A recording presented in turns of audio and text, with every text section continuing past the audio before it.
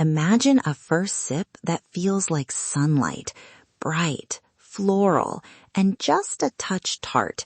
It wakes your tongue gently, and somehow the whole morning rearranges itself around that small, clear pleasure.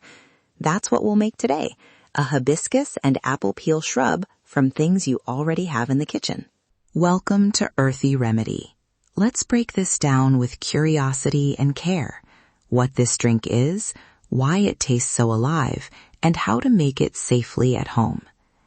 I'll slow the recipe for listeners who want to cook along or just mind the steps. I'm Sam Nang Bradley, your host.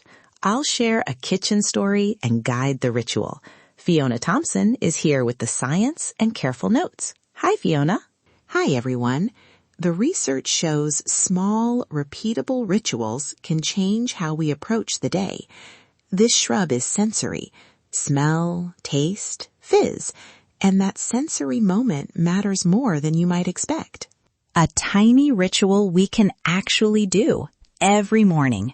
That was the first thing I noticed when my grandmother handed me a glass of something bright from her cupboard. She'd keep apple peels folded into a bag, and one morning she steeped them with dried hibiscus and a splash of vinegar. She handed me the glass and said, "It's like a little sunrise." I remember thinking, small things shift the day. That story neatly illustrates two threads, using scraps and creating a ritual. From a biochemical perspective, hibiscus contributes tart organic acids and polyphenols. Those give color and a cranberry-like tang. Apple peels offer aromatic compounds, tannins, and a little pectin that round the mouthfeel.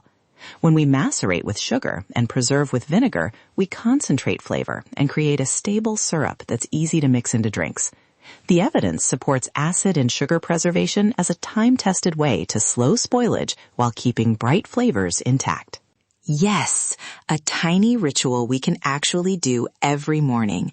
If your mornings feel dulled by autopilot coffee or rushed breakfasts, this shrub is a gentle pause that lights the palate and honors scraps at once. And for context, hibiscus appears globally.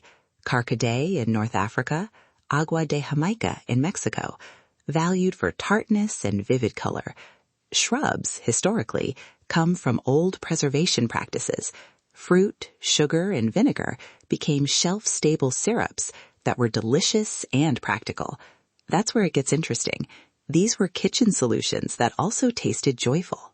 Quick home-cooked truth. Apple peels are more than scraps. They pack aroma and a light tannic edge that tames hibiscus's sharpness. Use them, save them, you'll be surprised how much flavor they hold.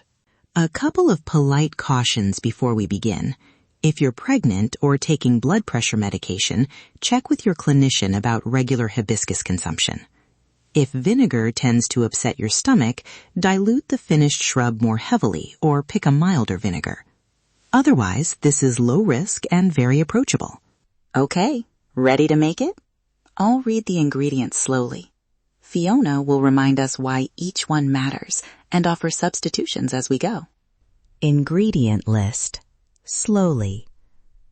1 cup dried hibiscus petals, which gives bright tartness and that gorgeous magenta color.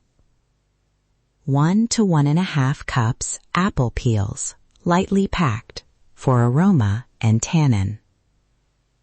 1 cup granulated sugar. Use 3/4 if you prefer less sweet. 1 cup vinegar. Apple cider vinegar for softness or white wine vinegar for brightness. Optional, a 1-inch strip of fresh ginger for warmth or a small cinnamon stick for spice. Equipment, a clean quart jar with a tight lid, a fine mesh strainer or cheesecloth, a small saucepan if you want to make a quick syrup instead of raw sugar, a funnel, and a spoon for tasting. Very important, spoon for tasting. Quick sanitation note. Wash your jar and lid in hot soapy water and rinse well. Dry on a clean towel or air dry.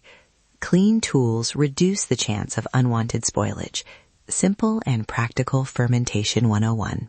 Step 1. Add the hibiscus and apple peels to your jar. you'll see deep magenta petals and smell a dry, bright apple aroma. That smell, notice it.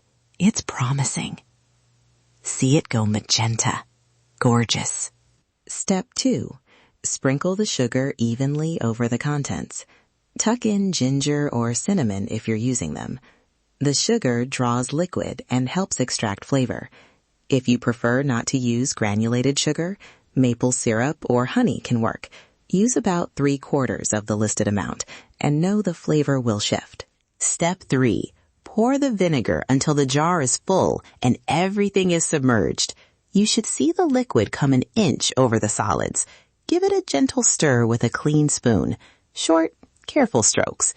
If the vinegar smells strong at first, that's okay. The edges will soften as it melts with sugar and fruit. Wait, vinegar? Isn't that pungent? It can be at first, yes. But when balanced with sugar and infused with hibiscus and apple, vinegar becomes the bright backbone of the shrub. It preserves and lifts flavors rather than dominating them. Exactly. Vinegar is the anchor.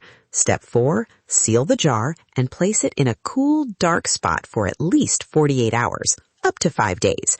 Swirl once a day. Day 2, color deepens. Day 3 to 5, complexity builds. Patience equals nuance. Step 5. After your chosen steep time, strain through a fine mesh strainer or cheesecloth into a clean bowl. Press gently. Don't force pulp through. Bottle the liquid into a clean bottle and refrigerate. You now have a concentrated shrub syrup. Taste and adjust after straining. Add a bit more sugar if it's too tart, or a splash of water if it's intense.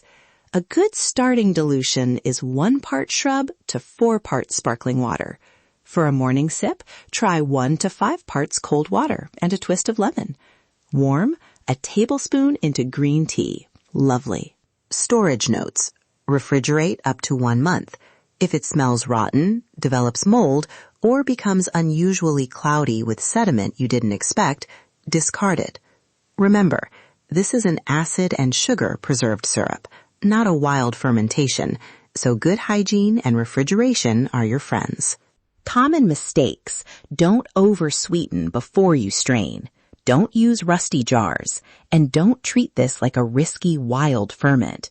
You don't want uncontrolled yeast growth here, so keep tools clean and store cold. A sensory moment. Hold your mug. Tilt it. Breathe in. The hibiscus will be floral and tart. The apple peel soft and warm. Take a small sip. Brightness at the front of the tongue. A gentle apple finish. This isn't medicine. It's a moment, an invitation to slow down. One safety note to repeat. Hibiscus may lower blood pressure in some people and could interact with medications. If that applies to you, check with your clinician before regular use. If vinegar makes reflux worse, dilute more or pick a milder method. And if you notice an allergic reaction, stop and seek advice. Keep notes as you experiment. Steep time, vinegar choice, sugar amount. Perfection isn't the point. Some batches will be sharper, some softer. The joy is dialing it to your kitchen and your palate. If you make this often, rotate shrubs and preserves so you're not consuming large amounts of sugar or acid daily. The evidence evolves, but variety and moderation are consistently sound advice. Enjoy the ritual and notice how your body responds. We'd love to hear what you make. Voice messages or DMs are perfect. Did you add ginger? Swap pear peels? Make it fizzy or warm? Your tweaks teach us and the community. Follow or subscribe to Earthy Remedy so you don't miss future recipes and kitchen practices. The full written recipe, sourcing tips, and a printable card are in the show notes. The research shows small sensory rituals can shift habits. This is a simple, pleasant step. Thank you for joining us for this quiet kitchen episode. Listen to your body. Trust the earth. Feel the difference. Take a breath, pour a little brightness into your day, and be gentle with yourself. Until next time, be kind to your body and to your kitchen scraps. They're more useful than you think.